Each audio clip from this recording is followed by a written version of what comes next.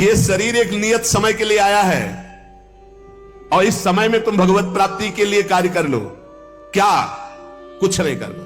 ये जो सब है इनको समर्पित कर दो। चदरिया जैसी की तैसी धर दीनी, ये लो महाराज हमसे नहीं होने वाला कुछ, ना शुभ ना अशुभ, ना हम कर्ता बनेंगे शुभ के ना अशुभ के, हमसे कुछ नहीं, हम आपकी शरण में पूरा समर्पित। अभी आज से आप जीवन मुक्त के मार्ग में चलने लगे। समर्पण योग, ईमानदारी से भगवान की वस्तु भगवान को समर्पित कर दो और कुछ नहीं करना। मस्त, भाई यही बात समझ में आ जाए। भगवान की वस्तु भगवान को समर्पित कर दो। ये शरीर, शरीर संबंधी भोग सब कुछ जितना सब श्री भगवान का है, सब समर्पित कर दो भगवान को। संपूर्ण क्रियाएं और पदार्थों को भक्त भगवान के चरणों में समर्पित कर। ज्ञानी प्रकृति में देखता है, प्रकृति और संसार दोनों के स्वामी भगवान है, अतः क्रियाएं और पदार्थ भगवान को अर्पण कर दो।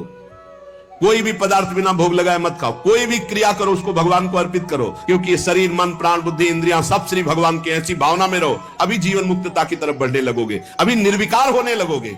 जब इनको प्राण, इंद्रिय और मन को भगवान का देखोगे तो निर्विकार हो जाओगे, जब अपना मानोगे तो भिखारी हो जाओगे। संगम त्यक्त्वा करोतिया, किसी भी प्राणी, पदार्थ, शरीर, इंद्रिय, मन, बुद्धि, प्राण, क्रिया, किसी में संग मत करो। न प्राणों का संग, न इंद्रियों का संग, न बुद्धि का संग। उस समय देखो असंग, तुम अलग हो, ये अलग है, पर तुम अलग नहीं देख पाते, इन्हीं में मिल जाते हो।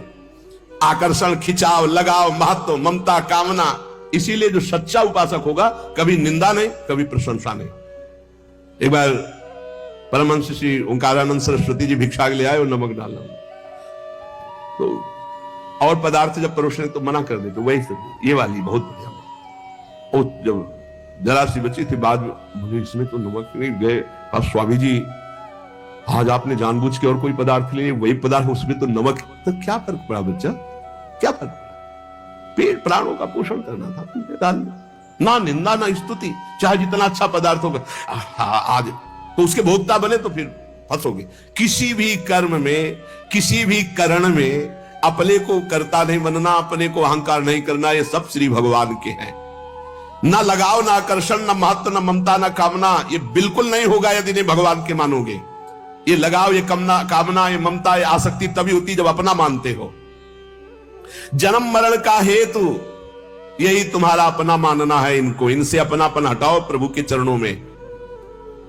कायेन मनसा बुद्धिया केवलैरिंद्रियैरपि योगिनः कर्म कुर्वन्ति संगम त्यक्त्वा आत्मशुद्धये।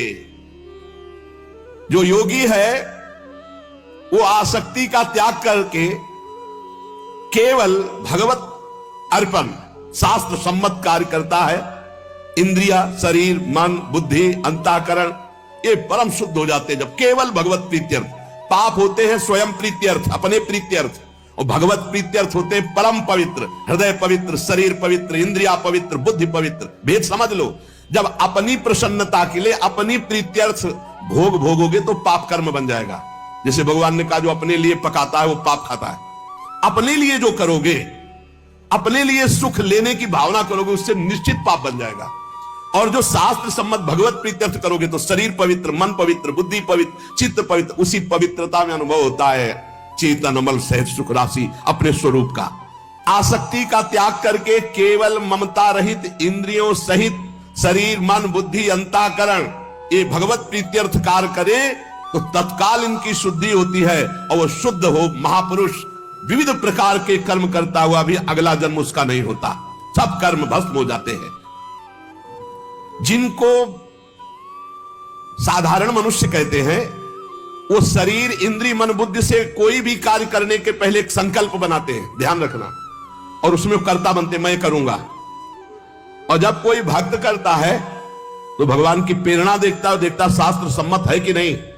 भगवत प्रेरणा से ये कर्म हो रहा, इस कर्म में शास्त्र आज्ञा है कि नहीं? हाँ है।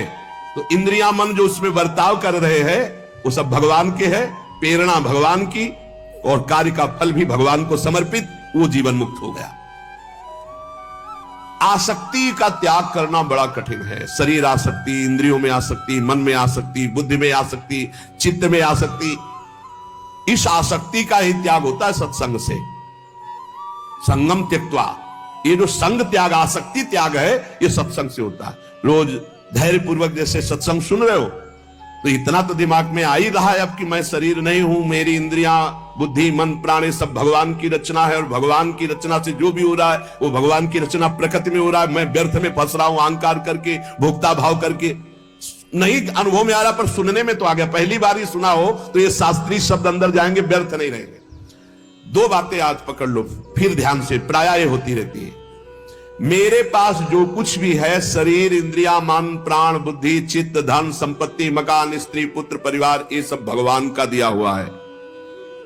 मानते हो? अंदर से देखो भगवान का ही दिया हुआ है। ये भगवान की दी हुई वस्तु मैं भगवान को समर्पित करता हूं। तो दीयम वस्तु गोविंदम तुभ्यमेव समर्पयामि। हे भगवान, आपके द्वारा दी हुई सब कुछ, नाथ सकल संपदा तुम्हारी, नाथ सकल संपदा तुम्हारी, और मैं सेवक समेत सुतनारी। और रात दिन भगवान का भजन करने की चेष्टा करो। राधा राधा राधा। बहुत कठिन है संसार से मुक्त होना। दो पद्धति में एक तो स्वीकार करना पड़ेगा, या ज्ञान योग और या भक्ति योग। तो भक्ति योग बहुत सरल योग है, इसमें सब साधन भगवान को और सब करण भगवान के है, बस इतना समझना है। सब करण भगवान के हैं, चाहे इंद्रियां हो, चाहे अंतःकरण हो, चाहे पदार्थ हो, बाहर भीतर जो कुछ श्री भगवान की रचना। और मैं भी भगवान का हूं, भगवान का अंश हूं। तो मैं सहित सब कुछ भगवान को समर्पित, और भगवान का नाम जब इस जन्म में पक्का भगवत प्राप्ति हो जाएगी। ज्यादा समझने की जरूरत नहीं। ज्ञान में तो बहुत बहुत समझने की जरूरत है। अगर उसमें चूक हुई तो दूसरा बचाने वाला नहीं, इसमें बचाने वाला है। करो सदा तिनके रखवारी, जिम बालक राखे महतारी। युक्ता कर्म फलम त्यक्त्वा शांति मापनोति नैष्ठिकीं, अयुक्ता काम कारेण फले सक्तो निबध्यते। जो योगी है वो फल का त्यागी होता है, कर्म का त्यागी नहीं। कर्म जो आया उसको किया, और फल वो भगवान को समर्पित कर दिया। कर्म भी भगवान को समर्पित कर दिया। पर कर्म त्यागी का मतलब मैं ये कर्म क्यों करूं जब मुझे फल की आकांक्षा नहीं। नहीं, कर्म करना चाहिए। गृहस्थ में हो तो अपने अपने धर्मानुसार जो आपको कर्तव्य कर्म मिला है, विरक्त हो तो अपने अपने धर्मानुसार जो आपको कर्तव्य कर्म मिला है। भगवान ने कहा मेरे लिए कोई कर्म नहीं, फिर भी मैं कर्म करता हूं।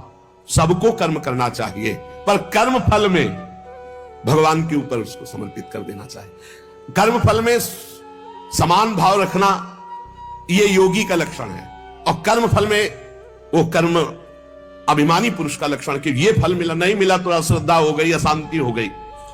लेकिन जो योगी है वो सुख दुखे समय कृत्वा लाभा लाभो जया देव।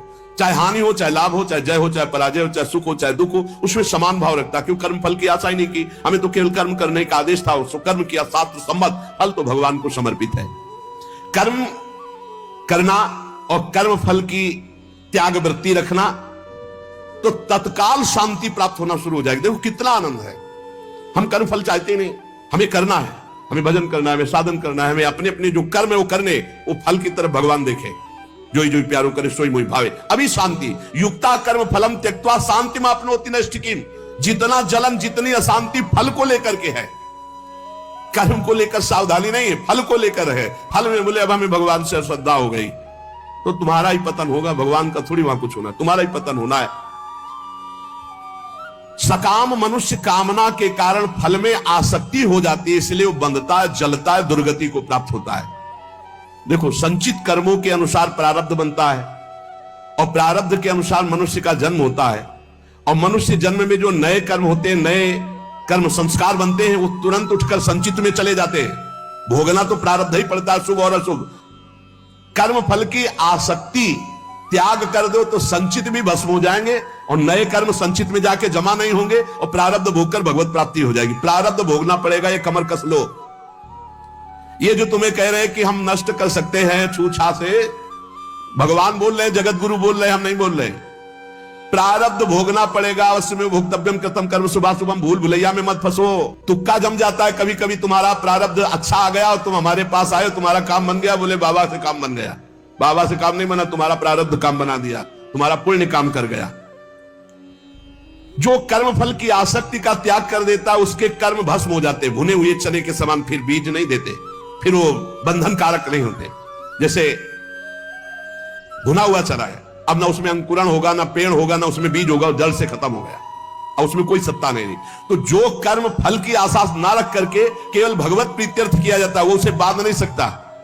उसे जन्म मरण में नहीं पहुंचा सकता, नहीं तो चाहे शुभ कर्म हो, अच्छा कर्म हो या बुरा कर्म, उसे जन्म मरण में फंसा देगा। कर्मफल 4 प्रकार के होते हैं। एक होता दृष्ट कर्मफल, और एक होता अदृष्ट कर्मफल, और एक होता प्राप्त कर्मफल, और एक होता अप्राप्त कर्मफल। दृष्ट कर्मफल कहते हैं वर्तमान में किए जाने वाले नए कर्मों का फल जो तत्काल प्रत्यक्ष मिलता दिखाई देता है। जैसे कीर्तन किया आनंद मिल रहा है, सत्संग किया आनंद मिल रहा है, कोई भूखा है अपना भोजन पवा दिया तत्काल आनंद मिल रहा है, कोई अपने लिए पदार्थ लेने जा रहा है, देखा बीमार है उसके पास दवाई की व्यवस्था नहीं, चलो आज हम भूखे रह जाएंगे, पैसा बीमारी में दे दिया उसमें लगा, तो जो हृदय शीतल हुआ वो दृष्ट कर्मफल, इतना महान कर्म कि तत्काल आनंद प्रदान करता है। और अदृष्ट कर्मफल वर्तमान में किए जाने वाले नए कर्मों का फल जो अभी तो संचित रूप से संग्रहित होता है, आगे जन्म में मिलेगा जाकर के। जो तीर्थयाटन है, दान है, पुण्य है, बहुत प्रकार के ऐसे कर्म है जो अभी आपको नहीं अनुभव में आ गए, वो आगे आपको प्राप्त होंगे। और प्राप्त कर्म फल जो पूर्व के कर्म फलों का प्रारब्ध बन करके आ गया है, शरीर प्राप्त कर्म फल है। प्रारब्ध जैसा वैसा शरीर, वैसे ही कुल में जन, वैसे ही धनवान, संपत्तिवान, अनुकूलता प्रतिकूलता, ये प्राप्त कर्म फल है। पूर्व में जो कर्म किए उससे जो प्रारब्ध बना है वो पहले से निश्चित हो चुका है। अप्राप्त कर्म फल प्रारब्ध कर्म के फल रूप में अब जो आगे आने वाला है, ये भविष्य में मिलने वाले सुख दुख है, जो अप्राप्त कर्म फल है। प्राप्त कर्म फल हो चुका, शरीर ऐसे कुल में जन्मा, शरीर ऐसा है, ऐसा ऐसा धन संपत्तिवान माता पिता मिले या निर्धन मिले, या जैसे अनुकूल प्रतिकूल परिस्थिति जो वर्तमान में मुझे मिली, ये प्राप्त कर्म फल। और जो अब आगे आने वाली है अप्राप्त कर्म फल, ये प्रारब्ध बड़ा भयानक है जो आगे आने वाला है। इसे भयानक को बड़ा मृदुल किया जा सकता है भजन के प्रभाव से, नष्ट तो किया जा सकता है पर भगवत प्राप्ति नहीं होगी। फिर पूरा झोंकना पड़ेगा इसी प्रारब्ध मिटाने में भजन को। एक मनुष्य रेलगाड़ी में बैठा है, ट्रेन चल रही और डिब्बे में दौड़ रहा है। अब वो अपने को कर्ता मान रहा है कि मैं दौड़ करके अगले स्टेशन में पहुंच जाऊंगा, तो मूर्खता ही है ना, क्योंकि ट्रेन चल रही।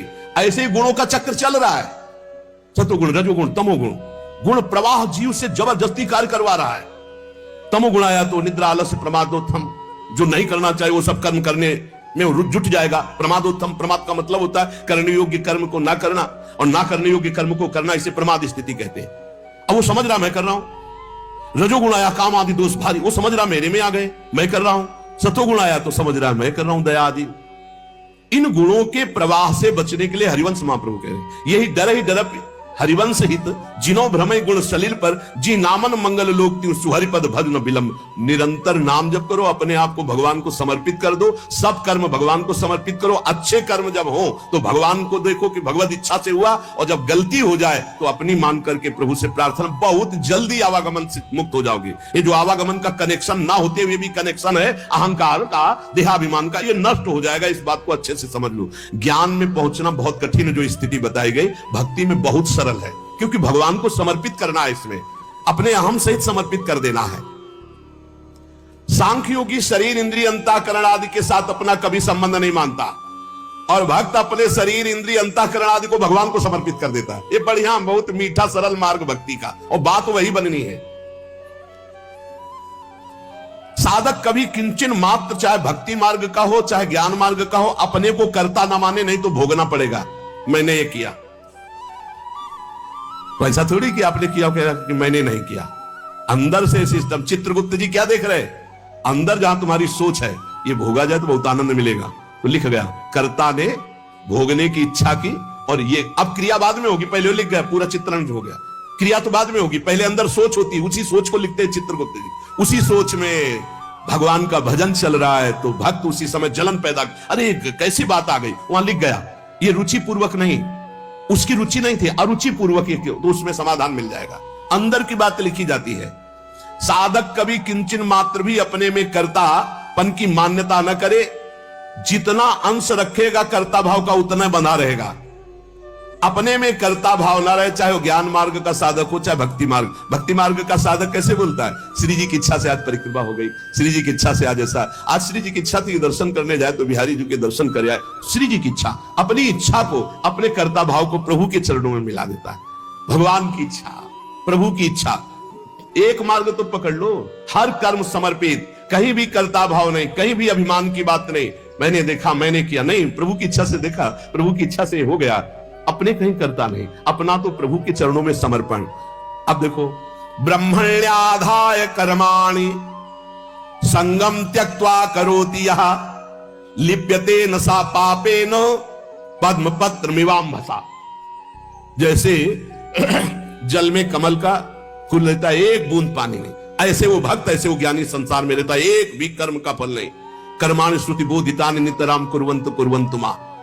वो चाहे वेद के अनुसार कार्य करे या ना करे, कोई उसके ऊपर लागू नहीं नियम।